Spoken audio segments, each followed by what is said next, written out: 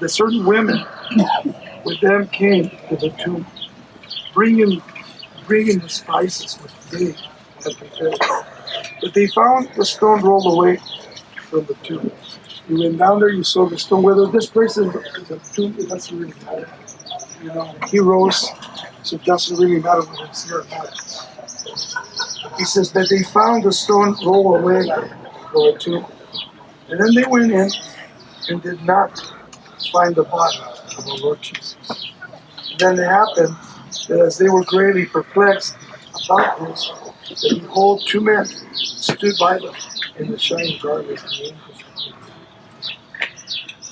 That as they were afraid and bowed their faces on the earth, they said to them, why do you seek the living among the dead?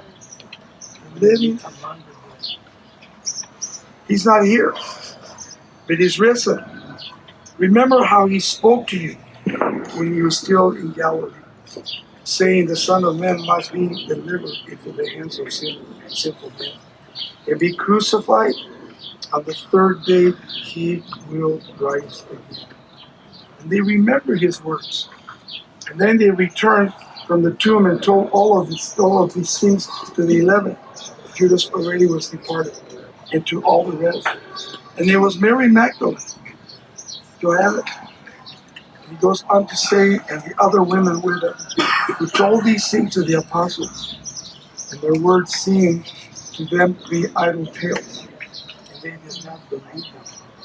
Then Peter got up, he ran to the tomb, and stooping down, he saw the linen cloth, lying, says, by themselves. And then he departed, marveling to himself at what had happened to him. And then behold, two men were traveling the same day to a village called Emmaus, which was 7 miles from Jerusalem. And they talked together all these things which had happened. And so it was that while they conversed and reasoned, that Jesus himself drew near and went with them. And their eyes were restrained, so that they did not know him. And then he said to them, what kind of a conversation is that you have with one another? He says, as you walk and are sad. Then the one whose name was Cleopas answered and said to him, are you the only stranger in Jerusalem, and have you not known the things which have happened there in these days? And he said to them, what things? And they said to him, the things concerning Jesus of Nazareth, who was a prophet, mighty in deed and word before God and all the people. And how the chief priests, our rulers, delivered him to be condemned to death and to crucify him. But we were hoping that it was he who was going to redeem Israel. Indeed, besides all this, today is the third day, since these things have happened. Yes, and a certain woman of our company who arrived at the tomb early astonished us. When they did not find his body, they came saying that they had also seen a vision of angels who had said he's alive. And then a certain of those who were with us went to the tomb and found it just as the women had said. But him, they did not see. And then he said to them, O foolish ones, slow of heart to believe in all the prophets have spoken. Are you not the Christ to have suffered these things and to enter into his glory? And beginning from Moses to all the prophets, he expounded to them all the scriptures, the things concerning himself. It's all about himself. It's not about us, it's about him.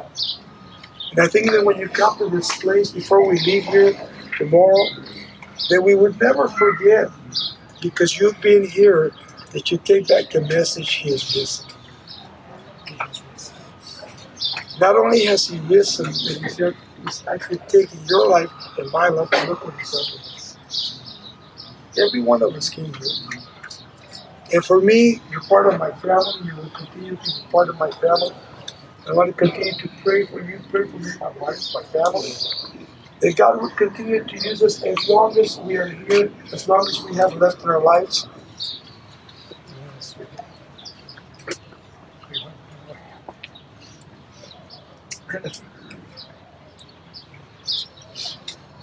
With just little issues that I have in my life, they're very embarrassing to me.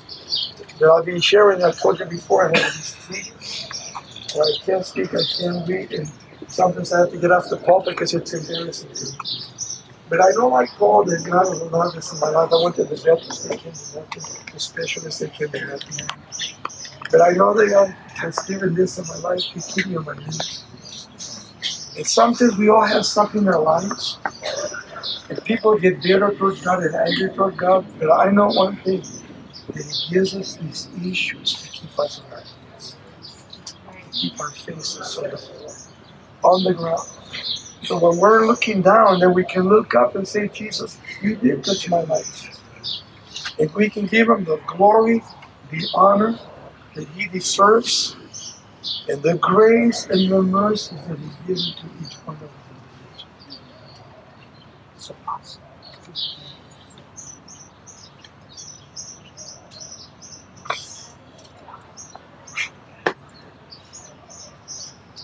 That we will pray for your children and your grandchildren that are not saved.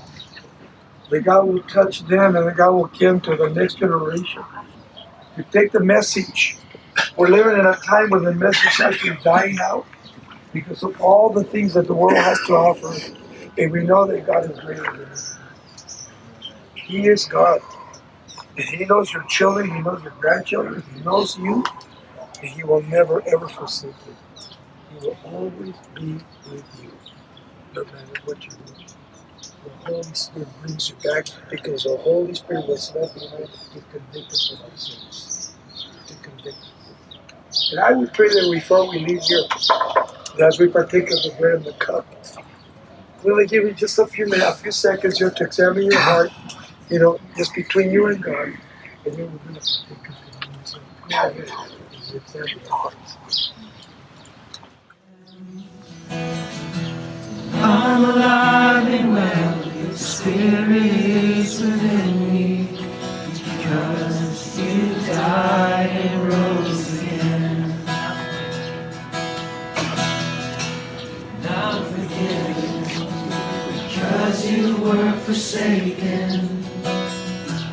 I'm accepted, because you were condemned. I'm alive and well, your spirit is within me, because you died and rose again. Amazing love, how can it be that you, my King, would die for me? Amazing love, I know it's true.